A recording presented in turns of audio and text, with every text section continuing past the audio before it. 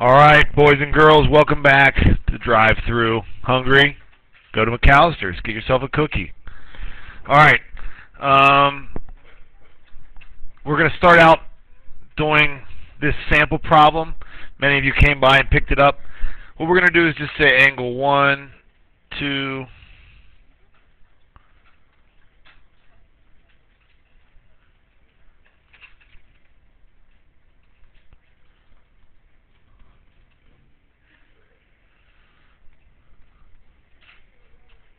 okay, we have 18 angles that are numbered that we need to find.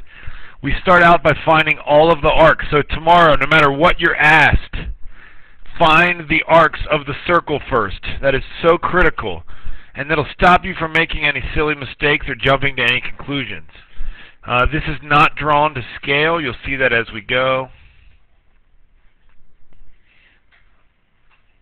You guys follow closely because, obviously I might make a mistake. We want to try to catch that since this is going on the in-your-net. Okay, so look for circles and semicircles. So here we've got a semicircle whose measure is 180. So to find CH, I would subtract 180 minus 22 minus 78 minus 36, and you get 44. So you see right away that it's not drawn to scale at all. Okay, with similar logic, I would do 180 minus 62 minus 54. That's a diameter. That makes that a semicircle. And you get 64 for this one. All right, so now I've got all of my arcs, and it's time to get working on the angles. I generally work in order from 1, and I go up, but I don't hold that as a hard rule. So you'll see at some points I'll choose to go out of order. Sorry, Hoke. I'm sorry. I'm sorry. I'm sorry. All right, so angle 1. Angle 1 is here. It's going to be half of its intercepted arc, so it'll be half of 66. So angle 1 is 33 degrees. Angle 2. Okay, well, to find angle 2, I'm going to have to use, let's see, interior angle chord rule. So angle 2 would be, well, 54 plus 36 is 90. So 90 plus, let's see now, follow it very closely. Goes over here. So angle 2 is 90 plus 62 divided by 2. That's 152 divided by 2, so that should be 76. So angle 2 is 76. Angle 3 will then just be a triangle sum between those. So you do 180 minus 33 minus 76, and you get 71. Now we move on to angle 4. Well, I'm not going to find angle 4 yet. What am I going to find before angle 4? I'll find angle 5, because I already found it, right? What's angle 5 the same as? It's vertical angle with angle 3. So angle 5 is 71. I could find angle L by doing 180 minus 3 minus 4. Does that make sense? Okay, so 180 minus 71 minus 49, and that gives me a 60 here. So now I just found angle 6 to be 60. So now I'll say, hold on, can I find angle 4? All right, well, angle 4 will be 180 minus angle 5 minus angle 6. Do you follow that? So angle 4 is then 49. So that was all pretty much done using the fact that straight lines are 180 and vertical angles are congruent. That gives me angle 7. So angle 7 is also 49. Now we're moving on to angle 8. All right, angle 8 is here. Notice if I knew angle 9 and angle 6, it'd be very easy to find angle 8 because of the triangle. I can find 9 right away. It's 64 minus 22 divided by 2. That's 42 over 2, so angle 9 is 21. That'll help me find angle 8. So angle 8 is 180 minus angle 9 minus angle 6.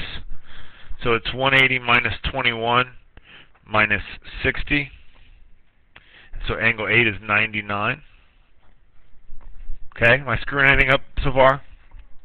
Angle 10. All right, angle 10, let's just change colors. It's getting kind of confusing. Angle 10 is here. It intercepts that. So how am I going to find angle 10 if arc AD is 54? What will angle 10 be? Half of 54, which is 27. Okay, did I get that right? All right, angle 11. Okay, angle 11 is here. It's the linear pair of 14, but I don't know that. All right, so to find angle 11, I go from here to there. So angle 11 equals 44 plus, let's see, where else does angle 11 go? From there to there, plus 64 divided by 2. That's 108 over 2. So angle 11 is 54. Okay, so now I can find 12 by doing 180 minus angle 10 minus angle 11. And I get angle 12 is 99. Oh, that was the same as angle 8. I probably should have used that. I probably should have used angle 8. But now look, this is a really good point to stop and make a point. I just found angle 12 the hard way, and I found it to be 99. Now I realize I have already found it. What's angle 8? If at that point I didn't get those two things to match, bad news, I'm going to have to start over. So it's really important that you take your time. But if you get a contradiction, you've messed something up. And the danger of these problems is if you miss one thing, it's going to affect all the future things that depend on that thing. So go slow, but don't go so slow that you don't get the test done. And that's the hard part about being in an accelerated class. But that's awesome. It's what you guys are good at. Or that's what you're trying to be good at. So that's awesome. All right. Angle 12 and angle 13 are supplements because they form a straight line. So to find angle 13, I would subtract it from 99 and I get 81. Subtract it from 180. Sorry, I would subtract 99 from 180. All right, angle 14 will be a linear pair with angle 16. Well, I don't know that. But it will also be a linear pair with angle 11, and I do know that. That makes angle 14 also, hold on, did I just mess something up?